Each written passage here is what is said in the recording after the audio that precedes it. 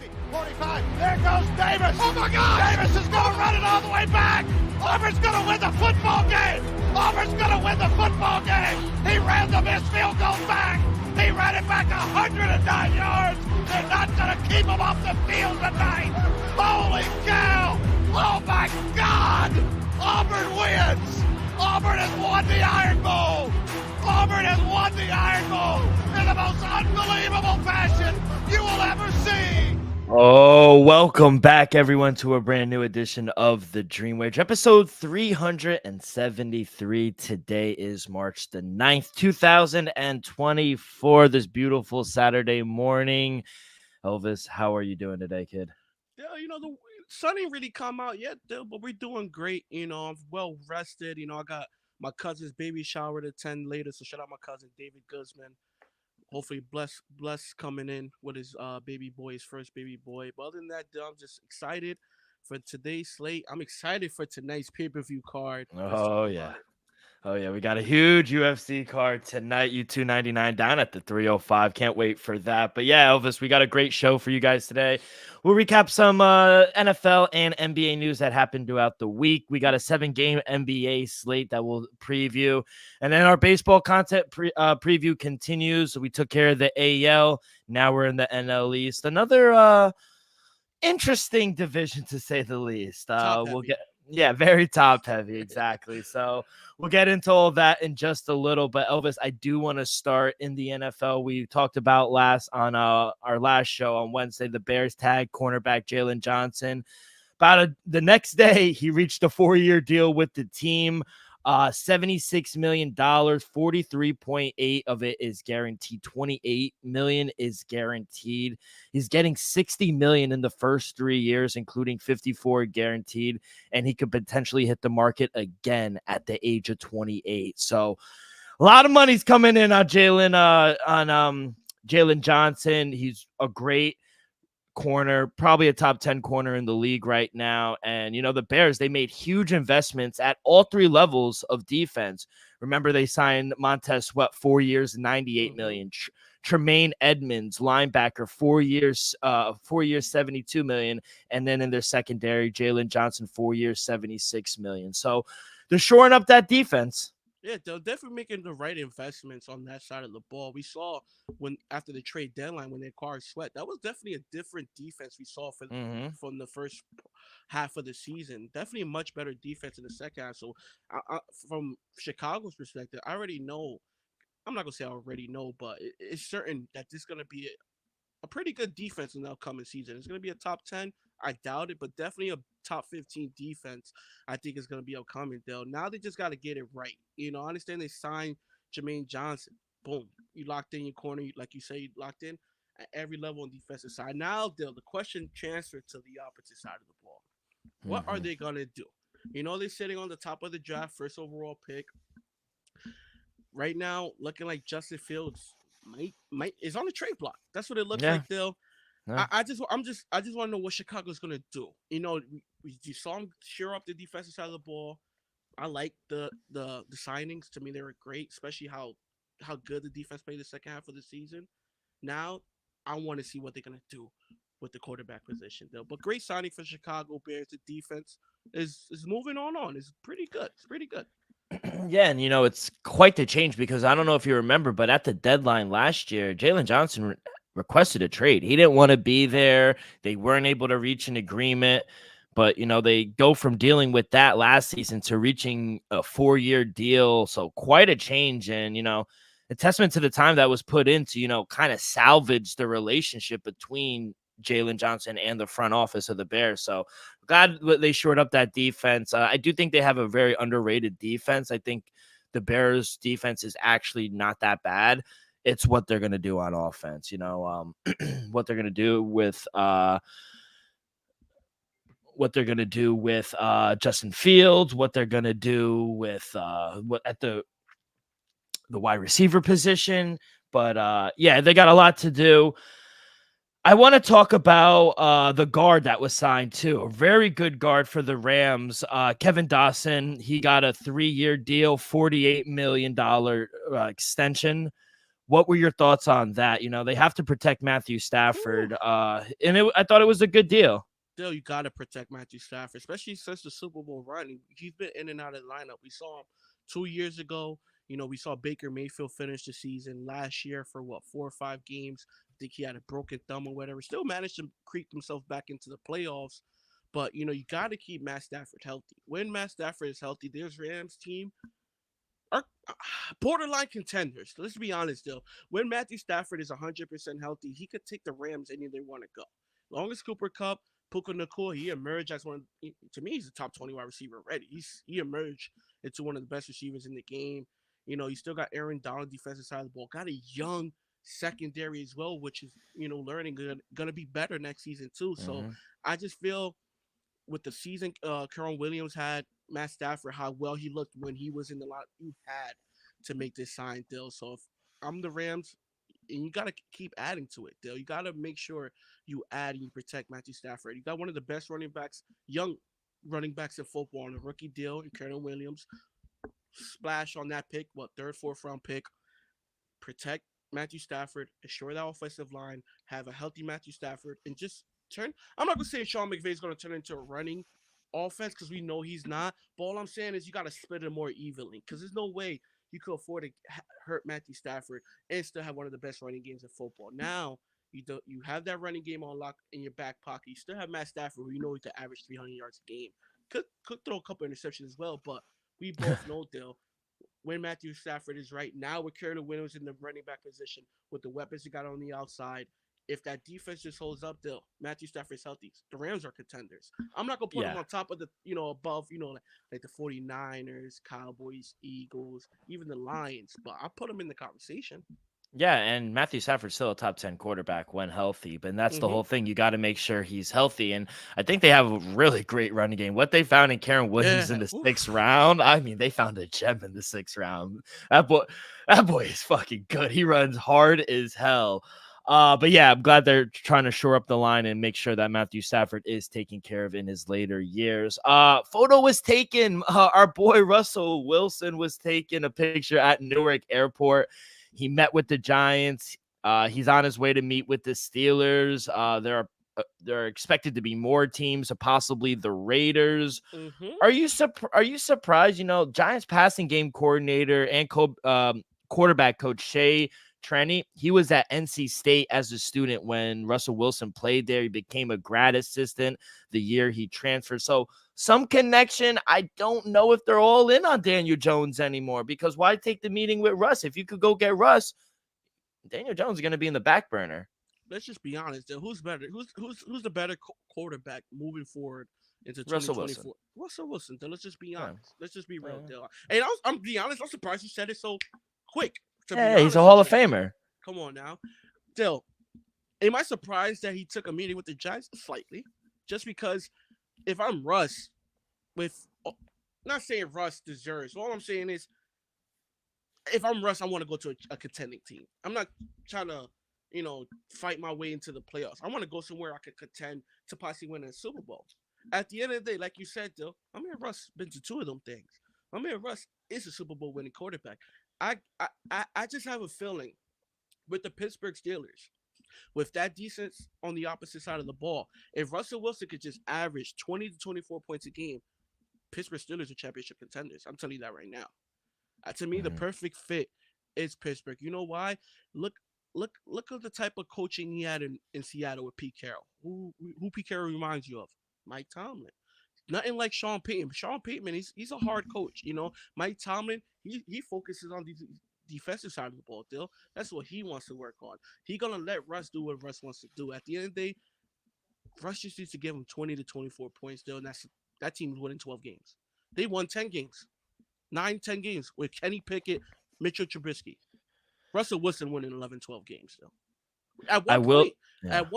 I remember at week 13, you said this team might win 11 games with Kenny Pickett and Mitchell Trubisky. But Yeah. it was that 3 week stretch where they just started losing game. Hey, we even beat them. The Patriots beat them. Yeah. So they went through that rough patch, and then we saw them make it to the playoffs. They didn't look so good in Buffalo, but one thing I could say is, Dale, with Russell Wilson as the quarterback, the Steelers are a 10-plus win team, definitely in the playoff picture. and I'm gonna give him a shot to win it all. I will Small say, shot, small shot. the Giants are gonna sign a quarterback this free agency, and I I think don't, I don't know I, about that. I we can make a friendly bet. I truly If believe that. real quick though, real quick, Yeah, if the Giants could land Russell Wilson or Kirk Cousins, okay, because that's an upgrade. But anybody else ain't really Justin gonna. Fields, Is Justin Fields a major upgrade over Daniel he's an Jones? upgrade. I don't know He's an about upgrade. major. Yeah, but Russell I don't Wilson know. is a major upgrade. Kirk Cousins is a major upgrade. Yeah, you're right. Justin Fields is an upgrade. I'll give you that deal.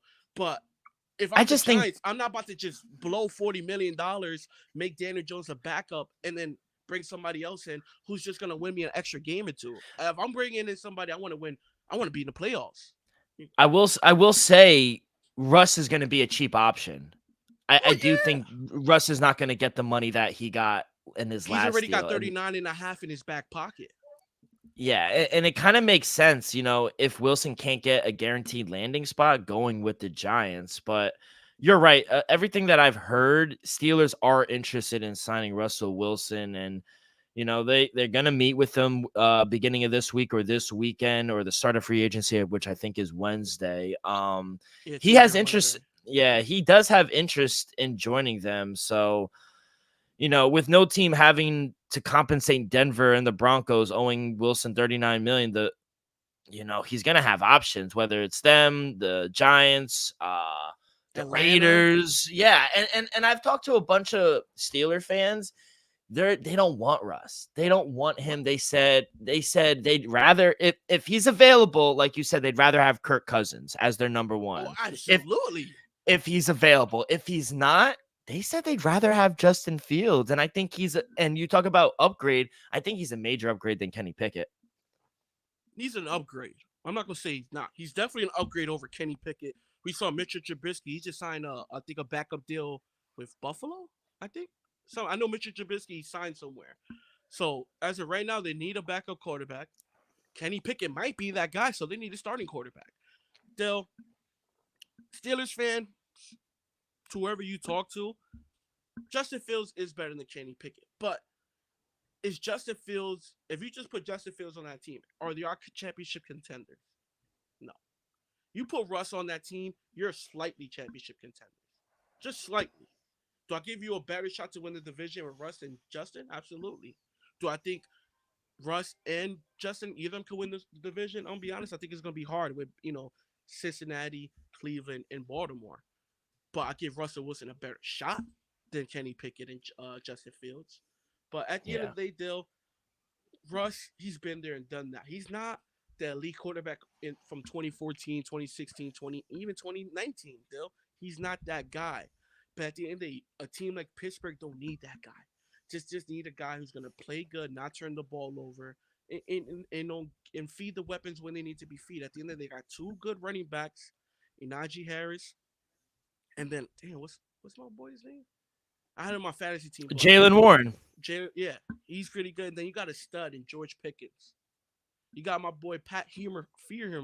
I know I butchered the name, but you got some talent. You got Devontae Johnson. He's on a deal too. So you got okay. weapons. He's good. He's good, Dill. You got weapons there. All I'm saying is Russ will put you in the best position to take you further than you've been since Ben Roethlisberger retired. Speaking of the Steelers, they released 8-time Pro Bowler Patrick Peterson. He's going to be a free agent. You think he got any left in the tank? He got something left in the tank there, but is he gonna be, your every down corner? No. No. Can he still, give you a couple possessions a game? Absolutely. To me, I would move him to safety. Have him playing zone a lot, something like that. He's a vet. We know what he's capable of doing. He just doesn't have the quickness as he used to back in Arizona days or whatever like that. And his prime, he was one of the best corners in football. He used to return the ball as well. Dale, let's not forget. It's just at the end of the day, he's a little past his prime, Dale. So if I'm him, I'm gonna go somewhere, like a team that needs him. Somewhere that needs a little bit of veteranship in the locker room. Maybe like a Houston. Go to the back secondary of Houston, or even like Earl Thomas. Remember when Earl Thomas joined the Ravens? Like something like that. Go to somebody that you have a chance to win, and somewhere you can help the situation grow as well. Also in Steelland, they release veteran Allen Robinson, wide receiver. Releasing him saves Uh, 10 million against the cap. He just to be wasn't honest, it, I, you know. I was a big fan of Allen Robinson. He won me a Super Bowl back in the day when he was on the Jacksonville Jaguars. Shout out Blake Bortles in that offense. But Dill, ever since he went to the Rams, 2 years ago, whatever it was, his career just went downhill. I don't know what it is. I don't know if it's him, but Allen Robinson was a stud just 4 years ago. Back Dill, in the day, I don't know what the fuck happened though. I think he still could ball, Dill, but not at Can 10 he million a though? year. No, If not at Blake, 10 if he million. if he was able to put up numbers with Blake Bortles, why he can't put up numbers with somebody else? That's like 8 years ago, 7 years ago, kid. Like, That was like 4 years ago. That was like 2018, no, 2019. 2018. Yeah, that's we're in Five 2014. years. That's 6 years ago. My man, yeah, I'm telling you, like, Yeah, he's he's not done. like that. He's He's done. done. I feel sorry. No disrespect. I was an Allen Robinson fan, especially when he went over to the Rams. I was like, okay, this is a good fit for him. He No, got no burn. No none. burn. So very unfortunate they winded up releasing him. And honestly, that's the best decision. You save 10 million on the cap. And then Shout out another him guy. and his agent for getting 10 million last year. Yeah. Another guy that got tagged just for a precautionary reason. Ravens are signing franchise defensive tackle Justin Madubuike to a 4-year, $98 million deal, 75.5 in total guarantees, and 53.5 million at signing. He's getting 53 when he signs that deal. Whoo! I mean, Quentin Williams' deal looks very good right now. That's all I gotta say. But Dude, I mean, deservingly so though. The guy's a stud. yeah, Dale, I, to be honest, He had Ravens got a 13 good. sacks last Dale, year. I'm gonna say this right now. Ravens got a good price. Like, to be honest, he's still underpaid. Not by much. Not by much. But the fact that he was able to get this long-term deal done at less than 100 million, I understand you got to give him a big guarantee. He deserves it. He's one of the best D tackles in all of football. He led your team in sacks. The year before that, he had a good season as well. So I think the Ravens got it right. He deserves the money, deserves the deal. And at the end of the day, he's going to be right back up. I think this kid's a stud. He's going to be right back in line in another 4 years to get maybe not as much of a big deal, but definitely get some good money. Yeah, like I said, 13 sacks this past season, the most by a Raven in the last 9 years. He had Suggs, you had Ray Lewis back in the day. They have Haloti Nada. Nada, Bro, Jinx. they had I mean, they had fucking studs this defense. He also tied an NFL record by recording at least half a sack in 11 consecutive games this season. So he gets pressure on the quarterback every single snap, And and shout out my boy they had it. Elvis Dumerville too. He was like that. Oh yeah, hell yeah. I forgot about him as well. So he's their best defensive lineman. I'm glad that they shirt him up 4 years, 98 million. I mean, what a fucking deal for him. I mean, and like you said, whole thing about Jalen Johnson, he has an opportunity to hit the open market in another 2-3 years Mm-hmm. and get even more You won't money. get a major payday, but you'll get like a nice 2-3 Yeah. year, 40, 50, something like that.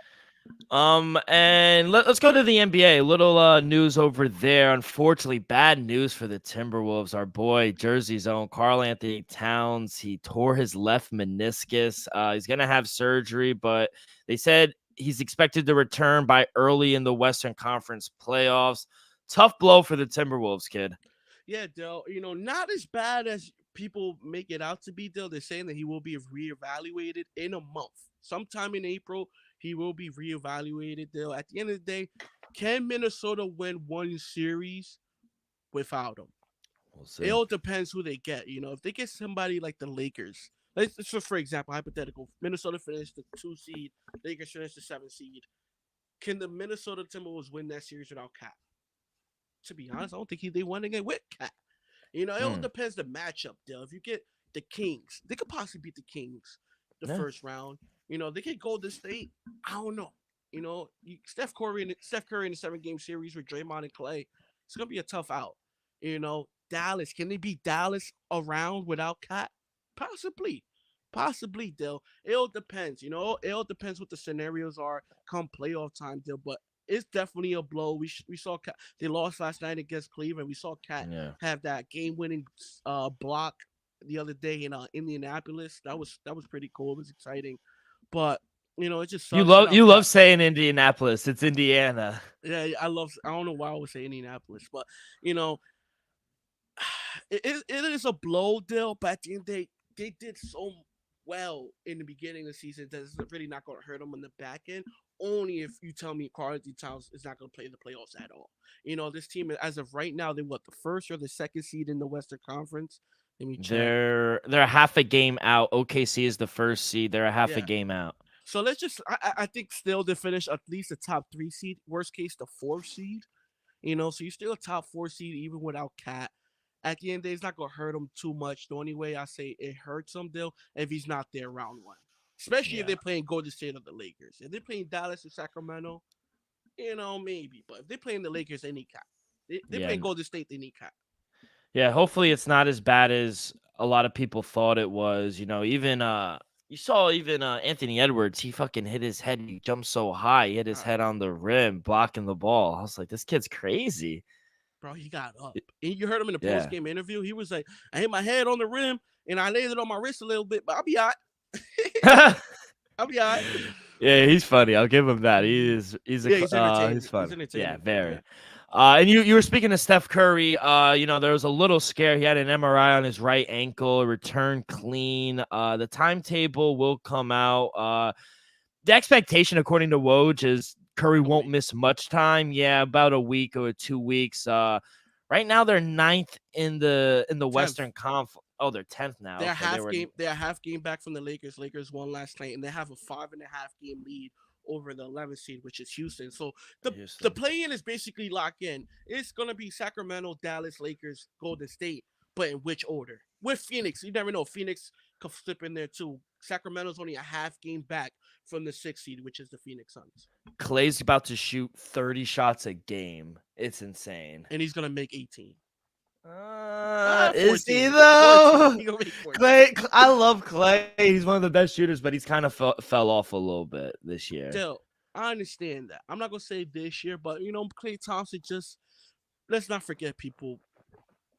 A few years ago, Klay Thompson is one of the best dual players in the NBA, defensively and offensively. Then, when that series against Toronto, he ended up tearing his ACL following year while rehabbing, tears his Achilles still. How do you expect a man to return to the level he once was after 2 seasons in a row? You tore your ACL, then the following season when you're about to return, you tore your Achilles. Oh my God. It's just, he's still one of the greatest shooters of all time, in my opinion. Top 5 shooter of all time. One of the greatest shooting guards of all time. Still, and in his prime, he was one of the best 2-way players. So, I think Klay Thompson still got something. Can he give us 39 points in a quarter? I don't think so. But, Dill, I guarantee you, during one of these games, he's going to have like an 8-3 night, 8 3-pointers made, something like that, Because Klay Thompson can still shoot it. He just can't put it together how he once could. It's the consistency. Yeah, he's gonna go off for a night and have 30 to 40, but then the next game he'll go 0 for 8. It's like it's stuff like that. Yeah, that they need Clay right now. So very unfortunate, but good news is Steph will be back within about a week or 2, depending on how that ankle heals up. But let's get into these plays. Before we get into them, though, quick word from our sponsor. We are brought to you by Viva Tequila Seltzer, the most refreshing hard seltzer on the market, hands down. There's no wonder why Viva was voted #1 hard seltzer in the world by San Francisco World Spirit Competition. With only 88 calories, 0 carbs, 0 sugar, and a light 4.5 ABV. Viva is the perfect drink for your post-game celebration, as it was created with that active lifestyle in mind. We flavor tequila seltzer because flavor is the spice of life, and we like our drinks with just a kick, just like how we like our lives. Whether it's Huckleberry playing around a golf with the boys or an elderberry this Saturday night watching UFC 299, it doesn't matter. Our favorites pair perfectly with that artisanal Blanco tequila for that subtle and refresh your drink. Our belief here at the Dream Wager and at Viva is to live long, live well and live it up. All right, kid, we got how many games on the slate? We got 7 games on the docket today. Some good matchups, I thought. Take it away. What do you got for us today on this Saturday? Still 7 o'clock start. First of all, I want to give shout out to the watchers right now, man. We got 9 people in right now, so shout out to the people watching live. I appreciate y'all, man. Let's start it off, Dill. It pains me to say this, Dill. Brooklyn Nets taking on the Charlotte Hornets. Wait, I gotta say something. How the hell did you guys lose to the Pistons? And don't tell me it's because no Ben Simmons. Y'all just lost to the worst team, and you lost to the Wizards. Like I said, the Brooklyn Nets are laying 6.5 points in Charlotte tonight. Over on the sitting at 207.5. Still, to answer your question, I'm not going to answer it, but I'm going to answer it like this. Give me the Charlotte Hornets plus 6.5. I've seen enough. The fact that we're basically 7-point favorites on the road in Charlotte tonight, Dill, to me is a little disrespectful. You know, like you said, I don't want to repeat the words you just said, but we did just lose to Detroit. We did just lose to the Wizards. As a Nets fan, I'm in pain. Yeah, you know, sad. But the fact that we're 6.5-point favorites in Charlotte still pisses me off. No more comments. Give me the Charlotte plus 6.5 on at home minus 112. People, goddamn. Phoenix Suns taking on the Boston Celtics tonight. Boston's laying 5.5 on the road. Over on the sitting at 226.5. Still. Give me the Celtics minus 5.5 on the road. I think no Bradley Beal tonight once again. Still, Celtics, they lost a tough one a couple of days ago. I just have a small feeling, Dill, this might be a blowout. Celtics might just flex their muscles and show Phoenix, yeah, I'm not ready for this. We saw them lose to Denver the other night. Possible NBA Finals matchup. I'd like to see that. I'll see that. But I just have a feeling they lost a tough one to Denver the other night. I just have a feeling they might flex their muscles against Phoenix tonight. They'll give me the Celtics minus 5.5. I'm not saying they're going to do what they did to the Golden State Warriors. All I'm saying is it wouldn't shock me if it's a 20-point game tonight. Give me the Celtics minus 5.5 on the road. 10 o'clock start. Toronto Raptors taking on the Portland Trail Blazers. Toronto laying 2.5, 3. Shop around people as of right now. They're minus 3. Over under sitting at 227.5. I took Toronto Raptors minus 2.5 on the road. I'll still lay the 3. At the end of the day, Portland's one of the worst teams. They ain't Detroit, but they're the Detroit Pistons of the Western Conference still. So give me the Toronto Raptors minus 2.5, minus 3 on the road. And then to end it off, I have a 2-way 6-point teaser, which I'm be honest, I love a lot, Dill. Dallas Mavericks taking on the Detroit Pistons in Detroit. Mavericks are laying 7. I teased them down to minus 1, Dill. You know, they got lucky. The Pistons got lucky. They beat the Nets the other day. I'm not gonna say they get lucky, but let's relax. They beat the Nets the other day. I expect them, Dallas to just take care of business. Don't let Detroit build up any hope. And then to go with that 6-point teaser, Chicago Bulls taking on the Los Angeles Clippers. Clippers are at home, laying 7.5. I ended up playing it safe. So my 2-way 6-point teaser is Dallas Mavericks minus 1 and the Los Angeles Clippers to minus 1.5. That's my 2-way 6-point teaser. Those are my plays for tonight, people. I got 5 props for you. We'll start with that Dallas and Detroit game. Give me Cade Cunningham over 34.5 points, rebounds, and assists. He's gone over this in 6 of his last 9 games. Just look at the games he's been having. Wrong tab. 32 against Brooklyn, 32-11-5, 23-8-4 against Miami. Bad game against Orlando, but then he had 21-10-3 against Cleveland. 32-8-2 against the Knicks, 26-5-5. Cade Cunningham's been balling this, and it's a high total. So there's going to be a lot of usage rate for him come down in the stretch for this game. So going to go over 34.5 points, rebounds, and assists for Cade Cunningham. Same team, Jalen Duren, double-double, yes, minus 135. I mean, this is just an automatic play. The guy's averaging 14 and 12. He just gets a double-double every game. 12 and 14 last night, 10 and 14 the other day. He didn't have one in back-to-back games against Orlando and Cleveland, but after that, 14 and 10, 14 and 10, 16 and 11, 11 and 16, 15 and 13. He's gone over this in 7 of his last 9 games. It's an automatic bet at this point. So Same game. Jalen Duren double. Yes, minus 135. Kate Cunningham over 34.5 points, rebounds, and assists. I'll go to the Utah and Denver game. Give me Aaron Gordon. I know you saw that putback the other night against Boston. What a putback. I mean, what a game, too. That was Great game. great game. I saw the first half and I kind of fell asleep, but I woke up and it was nip and tuck every game. So all game. So I'm going to go over 14.5 points for Aaron Gordon. On the season, he's averaging around 15.2. He's cleared 14.5 in 70% of his games this season. In Utah, they're ranked 26 against on defense against points this season. So I think this could be another good spot for it. He's cleared this number in 4 of his last 6 games versus Utah. So I think this is a good spot. Aaron Gordon, give me over 14.5 points.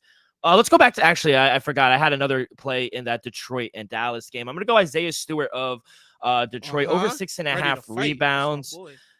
Yeah, 6.5. 6.5 rebounds. He's gone over this in 65% of his home games, and that's up 57%. He's averaging around 6.8 boards per game. And Dallas, they're ranked 27th against rebounds. So I think this is another good matchup for him. Minus 118, over 6.5 rebounds for Isaiah Stewart. He just came back from suspension too. he's ready to get all those boards. And then great game. We got the Bucks, or not the Bucks. We have Phoenix and Boston. Give me Drew Holiday over 1.5 3-pointers made. He's hit this in 58% this season. On the road, though, he's even shooting it better, 67% from 3. He's currently on a 9-game streak with 2+ 3-pointers. And Phoenix, they're middle of the pack, around 16th, 17th against 3-pointers this season. So not the best defending it. At minus 122, when he's done this in 9 straight games, I think this is a good number. Over 1.5 3-pointers made for Drew Holiday. You like those plays, kid? Yeah, I think Drew Holiday, especially, he's going to be left open a lot. You know, you got so much firepower in that team. Just kick it out. Drew Holiday, he just got to knock him down, and he's capable of doing it. The only thing you got to worry about if he's not, don't got his hands full with Devin Booker, because he's going to be guarding. Exactly. But all right, kid, good luck in the NBA. We'll definitely have another screen on that as opposed to the UFC tonight. But let's continue. Let's go to the Diamond, the NL East. Remember, we said that the AL East was very interesting. A lot of teams possibly could make the playoffs. This division, I don't know. I think it's very top-heavy, if I'm being honest. You got the Braves sitting up there on top. Probably the Phillies' second-best team. I would even say the Marlins are better than the Mets right now. And then you have the Mets, Marlins, and then the Nationals. So we'll start with the best team. We'll start with the Atlanta Braves to win the division. Minus 240. No real sense in playing that. Their win totals at 101.5 to make the playoffs 14-1. They're definitely going to make the playoffs. And then any player props you have, maybe if you want to take them to win the World Series. But I'll start. I'm actually going to take a chance here and bet that we see a little regression out of the Braves. Yes, I know Atlanta, they've put together back-to-back 100+ win seasons, but personally, I've never felt good backing a team to do it twice, let alone 3 straight seasons. And, with the length of the MLB regular season, one bad month could ruin a team's chance at reaching triple-digit win marks. So I do think the Braves might have the second best roster in the league, and they're going to win a ton of games. They got Chris Sale, Jarred Kelenic. They're both like buy low candidates with a bunch of upside. But even if they don't pan out, the Braves rotation and lineup are still stacked. So I see around 93 to 96 wins, and I still think that wins them the division. So I'm going to take a shot on the under 101.5. I'm going to go under their win total. I do think they'll win the division. Obviously, they'll make the playoffs. And I got 3 props. I'll take Matt Olson to win to lead the league in home runs at plus 750. I mean, how can we not include the reigning leader as a contender? Olson was the only player in 2023 to hit at least 50 home runs, leading second place Kyle Schwarber by 7. And his campaign last season was exactly what many believed he was capable of having after leaving Oakland. Now he's in Atlanta, where it's a very hitter-friendly ballpark. I think the big lefty should serve as a constant threat in that lineup. So To lead in home runs, plus 750 for Matt Olson. Ronald Acuna Jr. plus 150 to lead the league in steals. He led the MLB last year in steals with 73. First time in his career, he paced both leagues, and the second time he's led the National League. His 37 in 2019 led the NL, by the way, as well. So he's clearly the favorite. Over the course of his career, Kona, he's been limited. He gets injured sometimes on a number of occasions, but his stolen base numbers have routinely been impressive. If the 2023 NL MVP can stay healthy through the 2024 season, I think he's going to capture his second stolen base title. So I'm going to take him to win steals. And then lastly, Spencer Strider to be a strikeout leader at plus 200. I mean, Strider just completely destroyed the competition last year. He had with 281, and I think he had 257. Excuse me, he had 257 last season, 31 more than Garrett Cole, who came back in second. I think he gets more. I really do. I think if he could stay healthy, get a little more innings, maybe like 180, 190 innings, he could get up to 280, 290 strikeouts. So he's a strikeout machine, and I think it's priced accordingly. So Spencer Strider to lead the league in strikeouts, Ronald Acuna Jr. to lead the league in steals, Matt Olson to lead the league in home runs. I think they'll win the division. I'll go under their win total, and obviously they'll make the playoffs. Still, I agree with a lot of things you said and disagree with a few things you said. Dale. Let's just start right there. Over on, they're sitting at 1.5, 101.5. Still, like you said, the fact that this team was able to win two straight 100 game seasons, impressive. Last year, what they won, 104 or something like that. They're not gonna do it again. Dill. I understand this might be one of the best teams in baseball. If not, the best team. I'll give the Dodgers a little slight edge as of right now.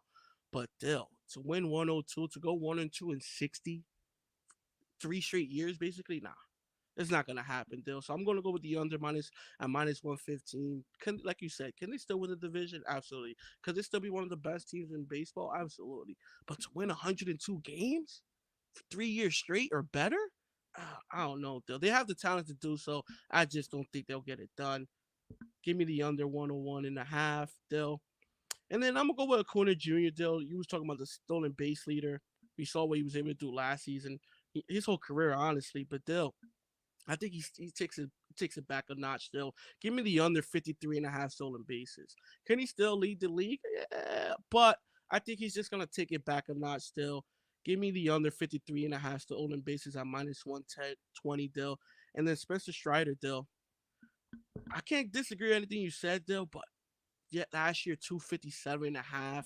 Over on the this year at 247.5.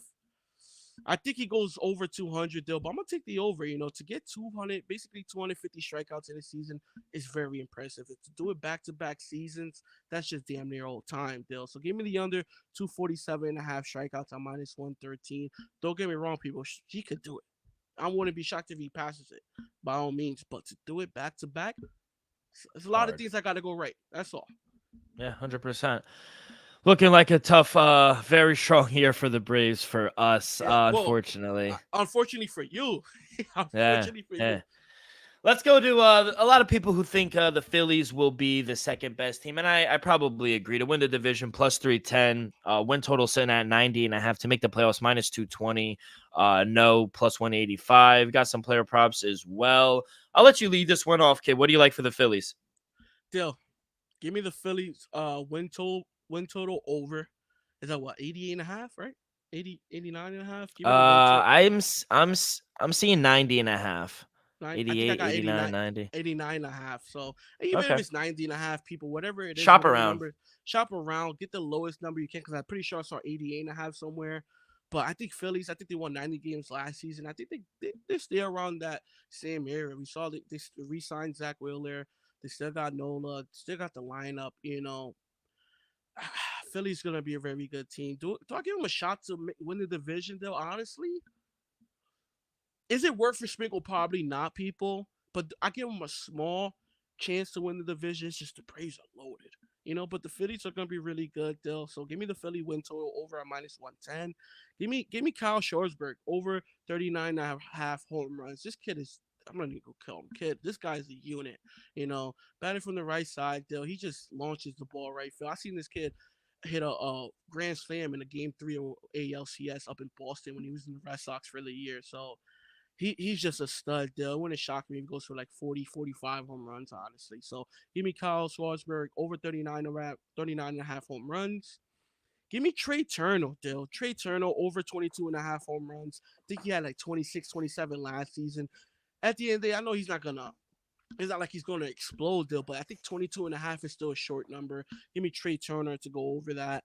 And then, Dill, man just got a major payday. I think he's going to have a great season as well. Zach Wheeler, over 187 and a half strikeouts. He just got a great deal. Like I said, after you get a pay like that, I think you owe the city and the team at least 200 strikeouts. Give me the over 187 and a half.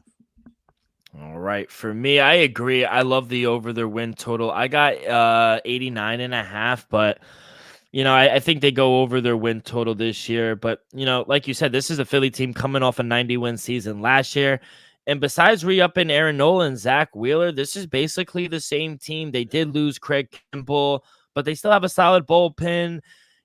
And my worry is, though, Philly has started slowly in back-to-back years, but they did finish strong in both of those seasons. They made deep runs in 2022, 2023 as well. So I think this is the year that Philadelphia plays good baseball all season long. So I love their lineup.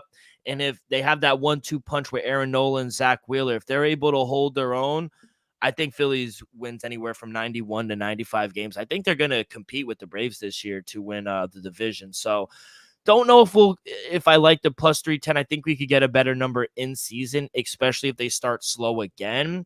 But I do like them to win the win total. I do think they'll get into the playoffs, but minus 220, I'm not going to touch that. Player prop I do like. This is a long shot. It's for fun, but 50-1. Give me Bryce Harper to lead the league in home runs. He's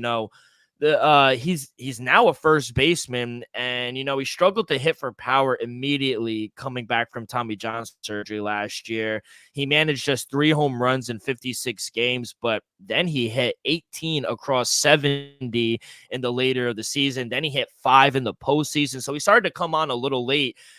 I don't know. He's never led the league in home runs, but he's consistently served as a power threat. Now his permanent move is to first base, so I think that could help his cause. So no longer have to put as much energy into the defensive side in the outfield. I like this 50-1. I thought it was a nice, fun little bet. Bryce Harper to lead the league in home runs as well. So that is my plays for the Philadelphia Phillies. Let's get the Mets out of the way, kid. Let me start it off, though. Let me start. No. Let me start it off, please, because I don't have a lot. If I'm being honest, I don't have a lot. All right. Give me the Mets to win the division at 11-1. No, I'm not touching it. I'm just giving your odds. 11-1. You said give me. You said give me. My fault. Wrong choice of words. Win total 81.5. Egregious. To win the playoff, to make the playoffs, yes, plus 170. No, minus 195. You can hit no right now. I don't think they'll win the division. I don't think they'll make the playoffs. And actually, I see 81s or 82s out there. So shop around. It doesn't matter. Go under. This is an under team. We heard all about Kodai Senga. He's going to miss the beginning of the season. He's already hurt. The team just needs a lot of things to go right for them to get over this number. I'm not a big fan of Luis Severino. I know he's looked good in spring training, but that's spring training. I don't know if he'll have a good season. I hope he does, honestly, but just history shows you that I don't think he'll have a good season. I'm not a big fan of Sean Manaea. He got fucking hosed in his first start in spring training. Adrian Hauser, not a fan of any of them. So Kodai he is the team's ace when he comes back, but there just isn't a ton of upside with this rotation. The lineup is okay. I think Pete Alonso should have a really good season. He's in a contract season, so I think he'll have a lot of home runs.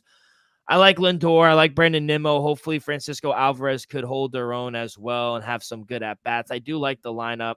I feel like the only way this team goes over their win total is if they're competitive around the deadline. If they're competitive around the deadline or 500, I do feel like Uncle Steve will make some moves and try to compete for a playoff spot. But if this team is struggling, they're going to be sellers again at the deadline. I don't see nowhere near they win 80 games, let alone 82 games or 83, whatever number you could get. So I think this team is a 70, 75 win team.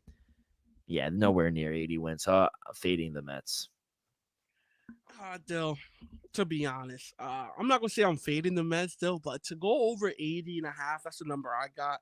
That's a tough task. At the end of the day, the Mets are mediocre. And we can honestly say that this is my opinion, Dill, but the Mets bats is better than the pitching staff for the first time in a long time, in my opinion.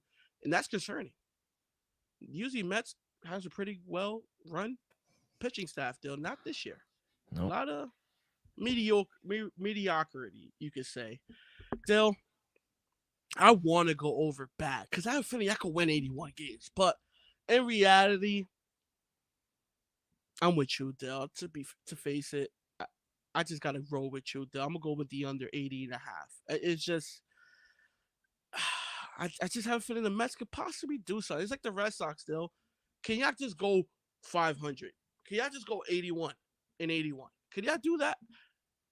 I'll give you a small shot, but I'm gonna go with the under 80 and a half wins. And Dale, this is one prop. I know you're gonna laugh, but you're gonna like coming back with a vengeance. Give me Edwin Diaz to lead the MLB in saves at plus 800. Dale, I think he could get it done with about 40 something. With about 40 something, maybe. I doubt he gets to 50. But at the end, the Edwin Diaz when healthy, he's pretty good. He'll let up a home run every now and then, but he's pretty good. I give him a small shot, a sprinkle, to lead the MLB in saves. Though I just don't know if he's going to have the opportunity. Like, I think he'll have at least 60 opportunities, close 40 something. I hope he has a big bounce back. I really do. And I think the price is really good. I saw it as well. I think it's worth a sprinkle. 800. I mean, when healthy, I hope when healthy. Yeah, no, when healthy, he was the best closer. It's just, I don't know. It's just hard for me to wrap my brain around us actually having a lot of save opportunities. So we'll see. I hope it does hit for you, honestly. But yeah, we're both fading the Mets, going under on their win total. Let's go to a promising young team that I think has a lot of upside, and that is the Miami Marlins to win the division 16-1. Win total sitting around 78.5 to make the playoffs. Yes, at plus 260. No, at minus 330. Elvis, this is probably one of my favorite bets of this division. I'm going to take a shot here and go over 78.5 wins. I know the absence of Sandy Alcantara is going to hurt them this season. He went down with Tommy John surgery. He's going to miss the whole season. But the starting pitching, this rotation is the clear strength of this roster. Jesus Luzardo, Braxton Garrett, Edward Cabrera, Trevor Rogers, and Yuri Perez is going to be a stud. They're all really good pitchers, and they probably have one of the best rotations in the division, I would argue. Their lineup is questionable. That is the problem. Where are these runs coming from? I think we should expect big things out of Jazz Chisholm, if he could stay healthy. Luis Ariz, he's one of the best second basemen in the league. But the rest of the group looks kind of unconvincing after they lost Jorge Soler. But last year they led the league in one-run wins. Usually when that happens, we see some regression, but I don't know. This team just finds ways to win. And when you have a solid rotation like they do, they're going to be live in a lot of games. So I'm going to take a shot. I do think they're a little better than the market suggests. I'm going to go over 78.5 wins for the Fish. Still, same. Give me the Marlins over 77.5 wins. Still, this team went over this number last season. Don't get me wrong. Are the Marlins a bona fide playoff team? Absolutely not, Dill. Like you said, Sandy going down. He'll be out for the year. When healthy, he's pretty solid pitcher. He's up there, He won the Cy Young the other year. So I just have a feeling the Marlins could win 80 games, Dill. I'll give them a shot to at least finish 500. At the end of the day, Dill, like I said, they went over this mark last year. We saw stretches where they look like, they can make some noise. So I feel they improved slightly this year. They get to about 80, 83 wins. Watch out in a couple of years, people. Sandy gets back. Maybe they acquire somebody at the trade deadline this season or make some moves in the all season. But I think the Marlins pretty soon are going to be a really good team. Watch out. Yeah, I agree. I think, that rotation. They need a couple more pieces in that lineup to build around Luis Ariz. Watch out. This is going to be a very fun team, and they're great at home too. And last but certainly not least, let's go to the nation's capital. The Washington Nationals to win the division 100-1. Their win total 66.5. To make the playoffs 18-1, not to make the playoffs 50-1. Obviously, no playoffs for them. I'm not going to touch the division. To be honest, I'm a little surprised their win total is as low as it is, despite, they did have a respectable finish to last season. 66.5 is 5 wins worse than they actually managed to get last year. And if I'm being honest, I still think they might go under. They do have some high-level prospects. They're excited about Dylan Cruz, Cade Cavalli, Jackson Rutledge. They should bring some excitement to the team. But other than that, I just don't know where their wins are coming from. I don't think there's going to be much excitement around this team besides the rookies. They have no pitching. Steven Strasburg, still paying that fucking guy. I mean, I hate to be the guy in the negative Nancy, he's on the active roster too. Yeah, he's getting paid. Mm-hmm. I hate to be that guy, but I just got to go under 66.5 wins. I just don't see it. I love that I'm going to be that guy. Give me the over. 66.5 wins. They could get it done. Give me 70 wins for the Nationals, Dale. At the end of the day, wow. This team is 3 years? I know. I'm just talking shit, people. At the end of the day, the Nationals, I don't know what's going on, Dale. Like, how could he go from a championship team to back to one of the worst teams in just a 3-4 year period? Like, that is something that's got to go with, like, ownership, front office, because there's no reason why the Nationals should only be the over-under is 66.5 wins. I'm going to take a flyer at it. Even though it's at -110, I'm going to give them a shot to go over. I'm not saying run to the window, people. All I'm saying is Nationals to win 68 to 70 games. I think they get it done, though. I understand the very young team, hard division, especially you facing the Astros and Phillies a lot of times this season. But I think the Nationals could surprisingly get to at least 68, 70 wins. All right. Thank you so much, E. Next week, though, I can't wait for the NL Central. That's one of my favorite divisions. Lot of value. I feel like it's a toss-up, and that's getting in the real nitty-gritty about baseball when we're starting to break down the NL Central. Anyone's division, kid. Anyone's division. So we'll talk about that on Wednesday. Any last words before we get up out of here? Who you got in the main event? My boy Sugar or Cheeto? Give me Cheeto. Come on, man. You got to do it. You going to do it for the country. My man, Sean O'Malley, don't get me wrong. Great fighter. Great fighter. That's I think Cheeto could possibly choke him out. He could possibly. He gets on the ground, it's over. Our boy Dustin Poirier is fighting as well. Big underdog against the Seek and Destroy missile, Benoit Saint Denis. I mean, the name scares you, but yeah, it's going to be a hell of an event tonight down at the 305 if you guys want to catch the UFC event.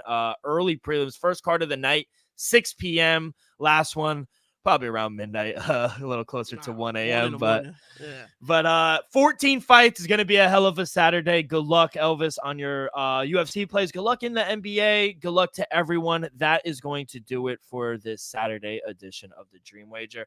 On behalf of our sponsor, Viva Tequila, Elvis, myself, we'll see you guys on Wednesday.